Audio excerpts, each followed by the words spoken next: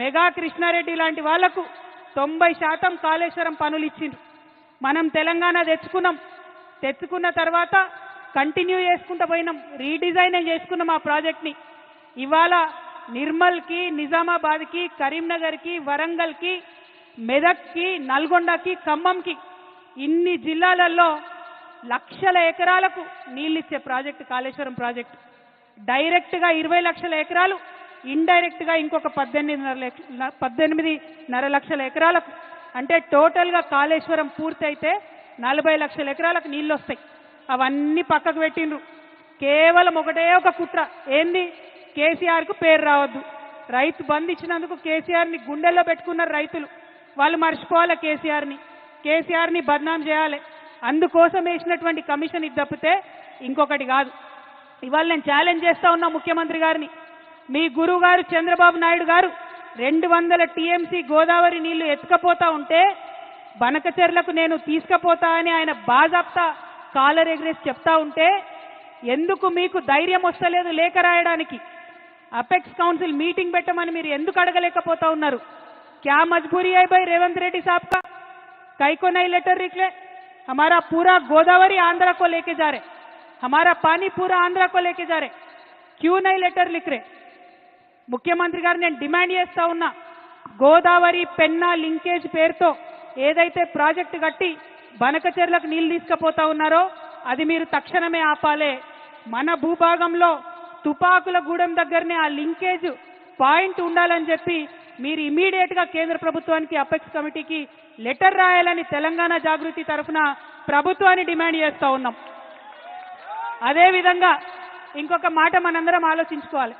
మనం ఒక చిన్న ఇల్లు కడితేనే అనేక ఇబ్బందులు అవుతాయి, ఏదో ఒక సమస్య వస్తుంది. ఇంత పెద్ద ప్రాజెక్టు కట్టి 40 లక్షల ఎకరాలకు నీళ్ళు ఇవ్వాలంటే చిన్న చిన్న సమస్యలు చాలా వస్తాయి. ఈ మేడిగడ్డ పిల్లర్ ఒకటి కుంగింది, ఇంకొక రెండిటికి పగుళ్ళు వచ్చినాయి. మరి రిపేర్ చేయొచ్చు కదా? రిపేర్ చేసి కేసీఆర్ గారు ఎట్లయితే 20 లక్షల ఎకరాలకు నీళ్ళు ఇచ్చిండ్రో ఇవ్వచ్చు కదా? ఇప్పుడు ఈ కాంగ్రెస్ అధికారంలోకి వచ్చినాక 3 పంటలకు కూడా నీళ్ళు లేకుండా రైతులు నిండబెడుతున్నారు. కేవలం స్వార్థం, కేవలం కుట్ర. మరి ఇదే మెగా కృష్ణారెడ్డి గారు 21 పంప్ హౌజులు ఉంటే 20 పంప్ హౌజులు ఆయనే చేస్తాడు మెగా కృష్ణారెడ్డి. మెగా కృష్ణారెడ్డిని కమిషన్ ముందుకు పిలిచే ధైర్యం రేవంత్ రెడ్డి గారికి లేదు. చాలా సిగ్గుపడాల్సిన విషయం. ఇవాళ కాంగ్రెస్ ఉందంటే ప్రజల కోసం పనిచేస్తలేదు, కమిషన్ల కోసం, కాంట్రాక్టర్ల కోసం మాత్రమే పనిచేస్తున్నది. నిజంగా తెలంగాణ పౌరుషం చూపించాల్సినటువంటి సమయం వచ్చింది. రేవంత్ రెడ్డి గారిని, కాంగ్రెస్ ప్రభుత్వాన్ని నిలదీయాల్సినటువంటి సమయం వచ్చింది. మీరు కేసీఆర్ గారికి నోటీస్ ఇచ్చే ముందు 90% పంప్ హౌజులు కట్టినటువంటి కాంట్రాక్టర్ని ఎందుకు ఇడిచిపెట్టినరో ప్రజలకు చెప్పాల్సినటువంటి అవసరం ఉన్నది. అంటే ఇది కేవలం కుట్ర అన్న విషయం ప్రజలకు అర్థమవుతుందన్న సందర్భాన్ని తెలియజేస్తూ, మరి కాంగ్రెస్ పార్టీ ఇట్లా తెలంగాణకు ద్రోహం చేస్తుంటే బీజేపీ పార్టీ ఏం చేస్తుంది? ఎందుకు ఇప్పుడు వాళ్ళ పరిస్థితి ఏంటిది? చంద్రబాబు నాయుడు మీద ఆధారపడే కేంద్రంలో వాళ్ళు అధికారంలో ఉన్నారు. అందుకని చంద్రబాబు నాయుడు గారు తెలంగాణకు ద్రోహం చేసి జలదోపిడీ చేసుకుంటుంటే కూడా కిషన్ రెడ్డి గారు ఒక్క మాట మాట్లాడరు, బండి సంజయ్ గారు ఒక్క మాట మాట్లాడరు.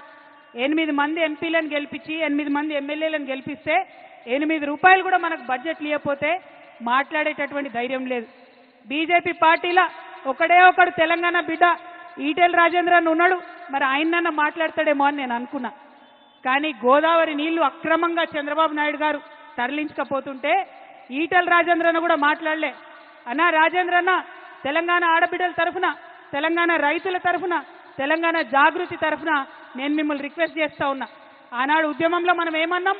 బీజేపీ నాయకులు పదవుల కోసం పెదవులు మూసుకొని ఉన్నారని చెప్పినాం. ఇవాళ మీరు దయచేసి ఆ అపవాదు తెచ్చుకోకండి. మీరు పార్లమెంటు మెంబర్గా ఉన్నారు, మీరు ప్రధానమంత్రి గారి దగ్గరికి వెళ్ళండి, ఖచ్చితంగా బనకచెర్ల ప్రాజెక్ట్ని ఆపండి.